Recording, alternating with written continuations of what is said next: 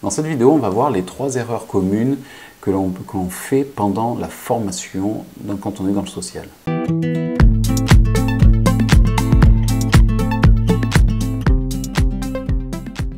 Bonjour, je m'appelle Mathieu, je suis éducateur spécialisé. Si c'est la première fois que vous venez sur la chaîne, n'hésitez pas à vous abonner et activer la cloche. De cette manière, vous serez au courant des dernières vidéos. Alors, les 3 erreurs communes pendant la formation AES, ME et ES, et puis peut-être sûrement bien d'autres. En tout cas, pour ces 3 formations, je suis certain que ce sont des erreurs qui se font très souvent.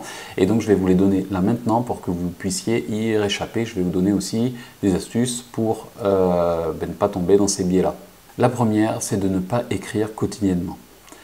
Par là, j'entends que surtout pendant votre stage et puis aussi pendant votre formation, il faut que vous arriviez à développer une capacité à écrire un petit peu tous les jours, au moins tous les 2 jours, sur ce que vous vivez.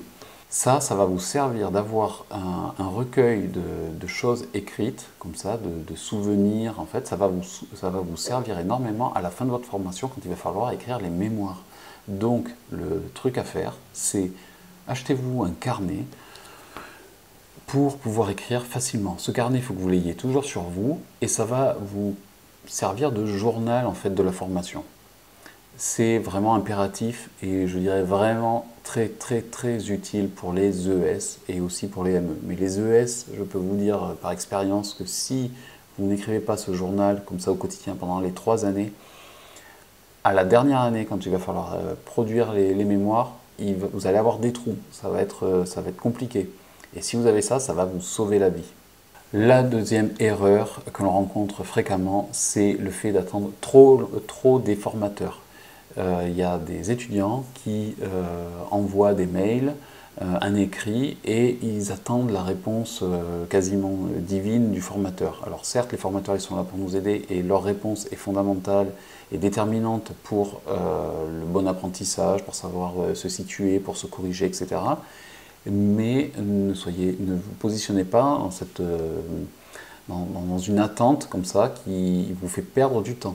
Pour vous aider et éviter d'attendre trop, je vous conseille de trouver d'autres interlocuteurs. Donc soit vous trouvez d'autres formateurs qui sont OK pour vous recevoir des écrits, des mails et du coup vous corriger, vous faire des annotations.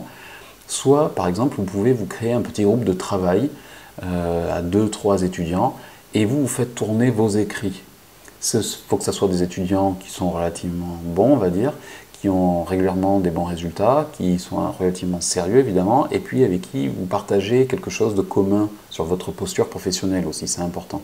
Une autre solution, c'est de trouver un éducateur lors d'un stage par exemple, qui est idéalement fraîchement diplômé, et qui lui pourra vous orienter aussi, et puis en plus il pourra vous faire des retours par rapport aux choses concrètes du terrain.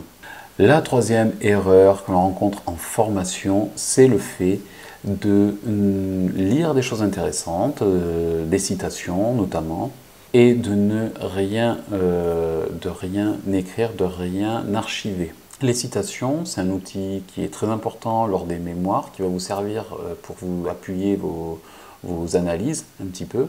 Et si vous ne faites que photographier la phrase intéressante du bouquin, ça va vous faire galérer à la fin des 2 ou des 3 années. Et au moment de retrouver la référence complète, vous allez passer un temps fou en fait. Donc la chose à faire, c'est d'arriver sur son... on a tous un smartphone. Maintenant, il faut vous créer un bloc-notes à l'intérieur et vous photographier la page, le livre et l'année de l'édition. Parce que de cette manière-là, vous aurez tous les éléments quand il s'agira de piocher une citation qui va vous servir. Donc, pendant les 2-3 années, pendant votre formation, photographiez la citation, oui, mais pas que. Couverture du livre et ouvrez à l'intérieur, donc pour regarder l'année d'édition. Si la vidéo vous a plu, lâchez un like, mettez un commentaire, partagez-la. Je vous rappelle qu'en description, je mets des liens qui peuvent être utiles. Donc allez fouiller, regardez un petit peu ce qui se passe. Et puis sur le côté, là, vous avez d'autres vidéos éventuellement à regarder. Voilà, je vous dis à dimanche prochain. Allez, salut!